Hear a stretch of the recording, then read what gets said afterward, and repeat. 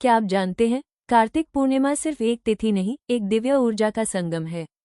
कहा जाता है, इस दिन त्रिपुरासुर नामक राक्षस का अंत हुआ था और भगवान शिव ने त्रिपुरारी नाम पाया। इसीलिए इस दिन को त्रिपुरारी पूर्णिमा भी कहा जाता है।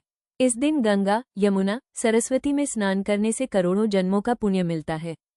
कहा जाता है कि देवता भी आज के दिन पृथ्वी पर उतरकर पवित्र नदियों में स्नान करते हैं। रात भर जलते दीपक सिर्फ अंधकार नहीं मिटाते, बल्कि मन के संशय भी दूर करते हैं, क्योंकि यह वो रात है जब प्रकाश की जीत होती है अंधकार पर। तो इस कार्तिक पूर्णिमा पर एक दीप जलाना न भूलिएगा। शायद उस रोशनी में आपको खुद भगवान के दर्शन हो जाएं। कभी सोचा है, क्यों कार्तिक पूर्णिमा की रात इतनी पवित्र मानी जाती है? क्यों हर घर, हर घाट, हर मंदिर दीपों से जगमग हो उठता है? ये वही रात है जब पूर्ण चंद्र अपनी सबसे उजली अवस्था में होता है और कहा जाता है, इस दिन खुद देवता स्वर्ग से पृथ्वी पर आते हैं। कार्तिक मास को साल का सबसे पवित्र महीना कहा गया है। इस महीने में जो एक भी पुण्य कर्म करता है, उसका फल हजारों गुना बढ़ जाता है।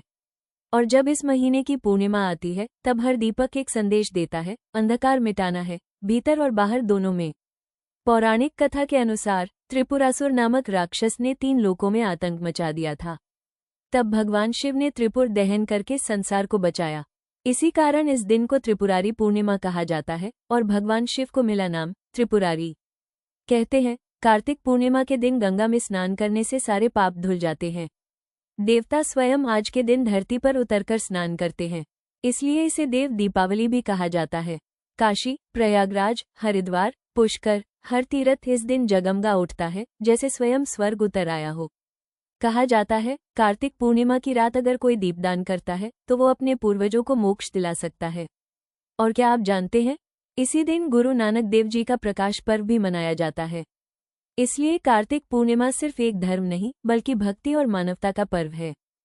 तो इस बार जब चांद आसमान में पूरा खिला हो, अपने भीतर भी एक दीप जलाइए, क्योंकि कार्तिक पूर्णिमा सिर्फ त्योहार नहीं, ये वो रात है जब आत्मा और ईश्वर सबसे करीब होते हैं।